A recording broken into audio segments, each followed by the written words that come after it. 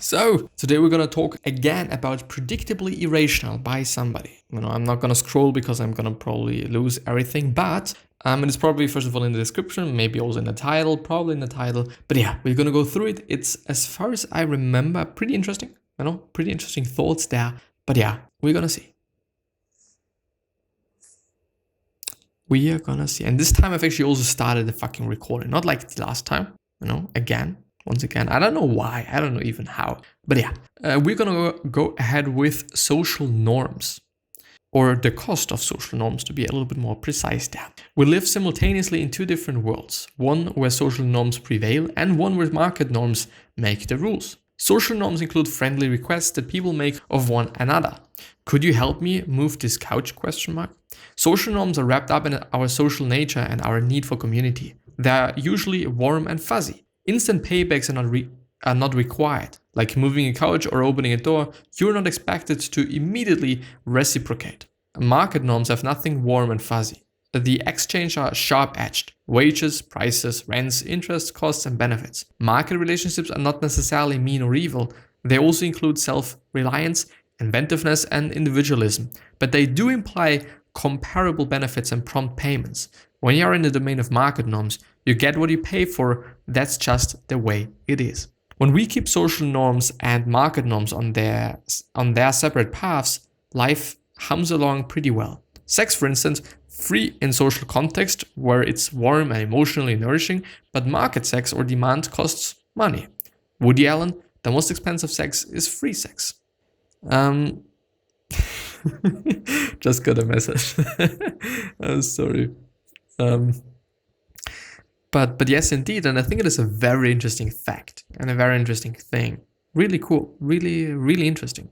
AARP asked lawyers if they would offer less expensive services to needy retirees at something like $30 per hour. Overwhelmingly said no.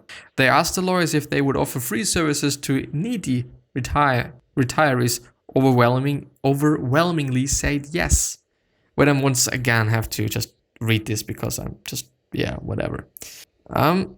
Let's have a look at that. I gotta just do this.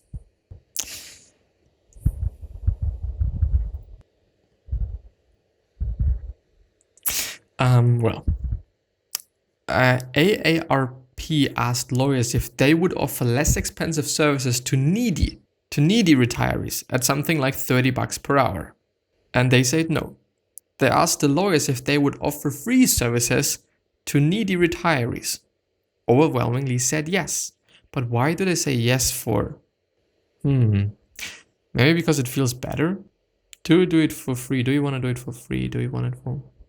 Maybe it just feels bad. Maybe it's just not in a way like, okay, I just get money from them, but it is not even the money that I normally get. So there's two negative sides.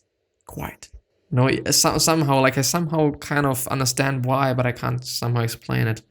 Similar, when asking people to help move a couch, ask them to do it for free and they will say yes. Offer to pay them $1 and they say no. Yes, indeed. I think it just still comes up to the person. I mean, if somebody asks me, then okay, I'm gonna take the $1. If they really want to give it to me, then yeah. But I could also do it for free. Lesson: once market norms enter our considerations, the social norms depart, which is bad. Using gifts is not seen as market norms. Giving someone chocolate as a present for helping, but putting a cost on a gift, like 50-cent Snickers bar, $5 Godiva chocolates, does make it market norms. I see. Great example. Daycare center had a problem with parents picking up the kids late, so they added a fine. But now the parents were paying for their tardiness. They could decide for themselves whether to be late or not, and they more often choose to be late. A few weeks later, the daycare removed the fine. There was another slight increase in tardiness. Now that social norms and market norms had both been removed. A slight increase was another slight decrease in tardiness. What does tardiness mean? Paying for the tardiness. Being late or some shit? Belateness, unpunctuality. I see. But I mean, like, if it is for free, then there's slight increase, another slight increase. What's the lesson there? When a social norm collides with a market norm, the social norm goes away for a long time. Social norms are not easy to re-establish. I see. I see. And I've got to highlight this because it's important, actually. Gotta highlight them. Shit, you know? And also the other one.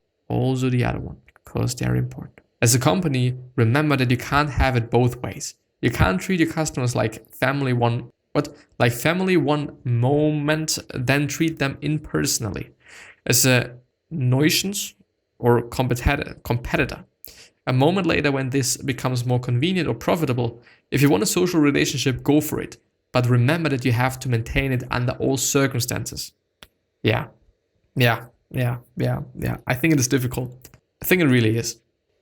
And by the way, just because I'm thinking about it, if somebody asks me like, okay, could you do this for me like for $1? I'm going to say no. If somebody asks me, could you do this for free for me?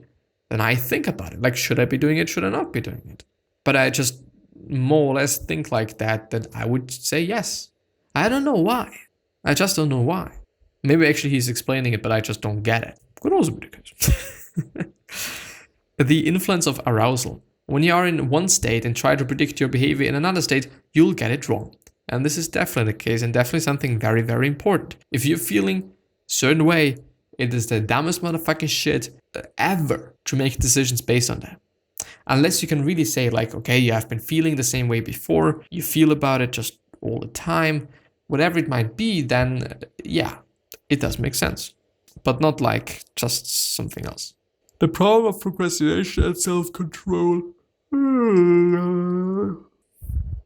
Like the influence of arousal, we can be sensible in cool state and say we're going to save money or eat wisely. But in the heat of the moment, when we see something we crave, we are in a hot emotional moment and do not act as we predict, which could be a pretty damn fucked up thing, you know, when it is about doing some criminal shit, punching somebody or some shit. Giving up long-term goals for immediate gratification is procrastination, and it is the dumbest shit you could ever do. Students did their assignments best when forced to obey a schedule, instead of letting them choose for themselves, since procrastination takes over.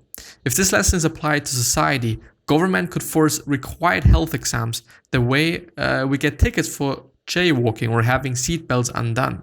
What if colonoscopy gave you a $200 refund if you went? Non-refundable if you didn't show up. I see.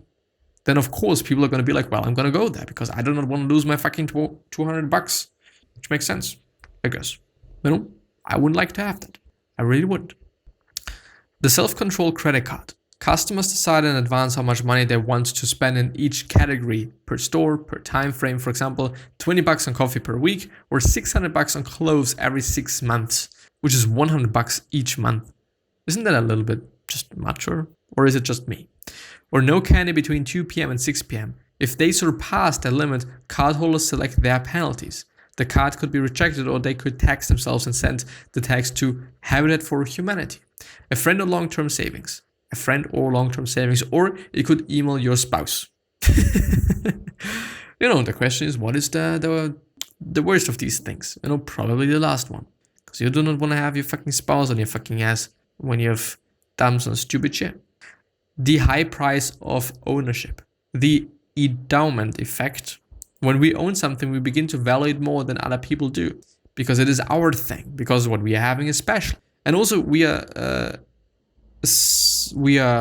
just, how should I say it? Like, we are also seeing things more often when we ourselves having them. When we ourselves having a Gucci bag, then we're probably going to see way more people with a Gucci bag than before. Because we are having it and because we're just having some sort of attention attached to it. And we kind of think about it more often. A bunch of people wait in line for football tickets. They're handed out on a lottery system. Some get them and others don't, but they all wait at the same time. Ask people who don't have a ticket how much they will be willing to pay to buy one, and they will say, yeah, $175. Ask ticket holders how much they would willing to sell their own for, and they say $2,400. What the fucking hell? But yes, indeed, because we don't lose things and we don't want to lose things, you know? And then when we just losing them, then of course, just pay me a lot of fucking money. And I could buy myself just 3 tickets, apparently. It's just really something crazy, but I mean, it makes sense. We assume other people will see the transaction as we do. We expect the buyer of our car to share our feelings, emotions, and memories. They see the smoke or mold It is as hard for the buyer to imagine the seller's point of view as it is for the seller to imagine the buyer's. Yes, and they indeed see the smoke and mold in your car. I hope there is no fucking mold in your car. Fucking good. Thank you. Thank you for saying bless you. But I hope that I'm actually gonna cut that out because it's probably really loud and stuff. But yeah. The more work you put into something, the more ownership you feel for it. The IKEA effect. I wonder why it is the IKEA effect. Maybe it's just because of building your own shit. We can't start to feel ownership before we own something. The danger of bidding on eBay. Ownership changes perspective. Moving backwards to our pre-ownership state is a loss we cannot abide. While moving up in life, we indulge ourselves with the fantasy that we can always ratchet ourselves back if it need be. But in reality, we can't.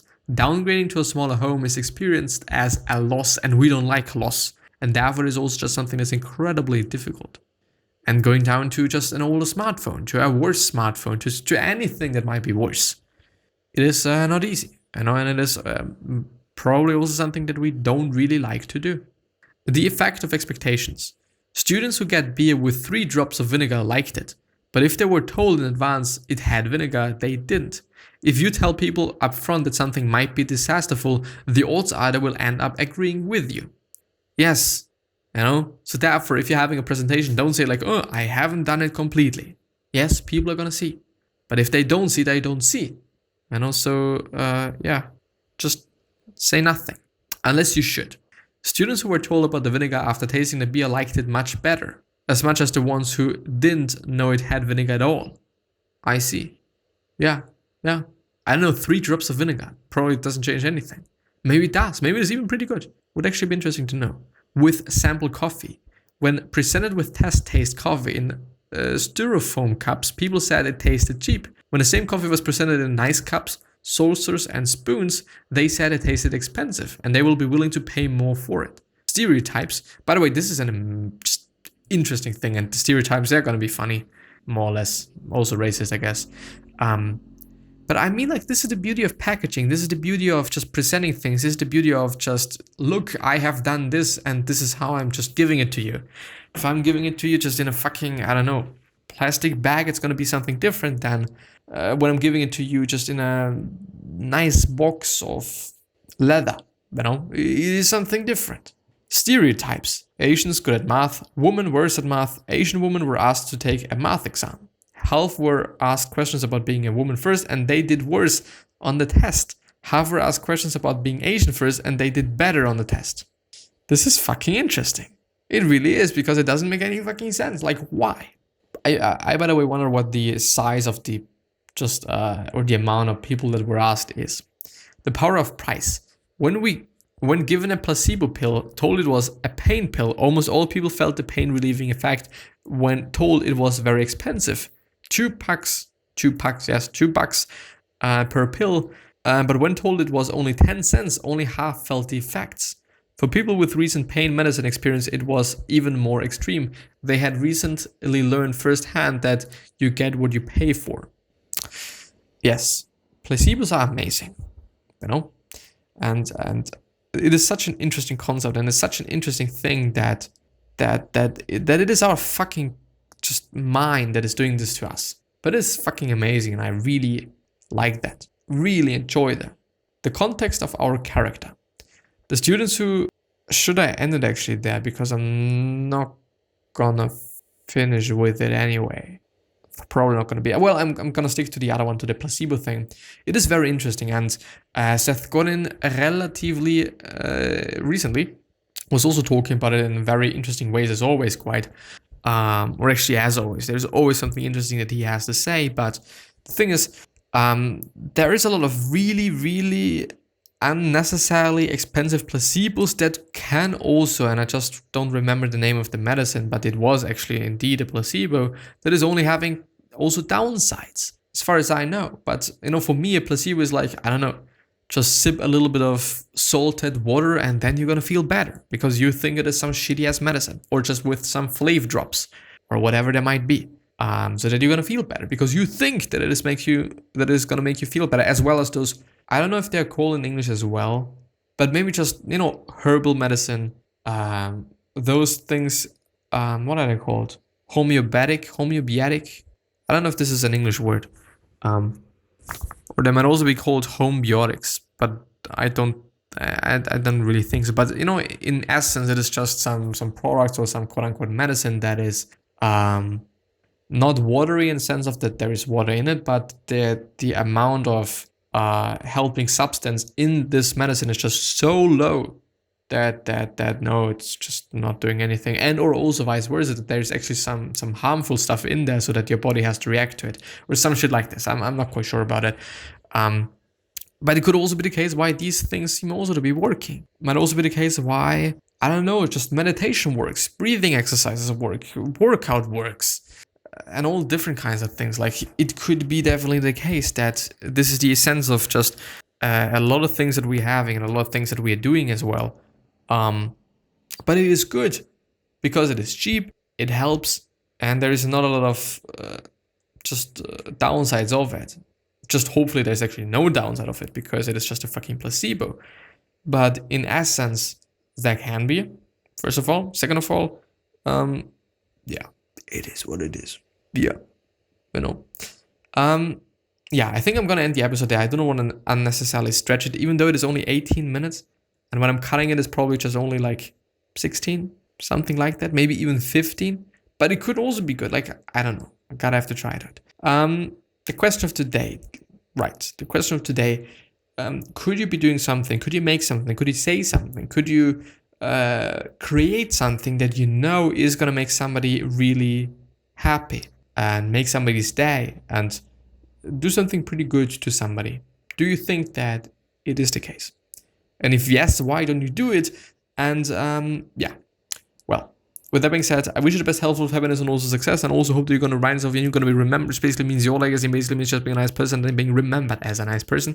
I really hope that you're doing fine, that you're well off, that your family is well, and that everything is healthy, everyone is healthy, and that everything is good. But I am hopefully going to see you the next time, and I appreciate the time, and I appreciate the attention and everything else, and I'll hopefully gonna see you, and until then, I just wish you the best, and thank you very much. I'll see you.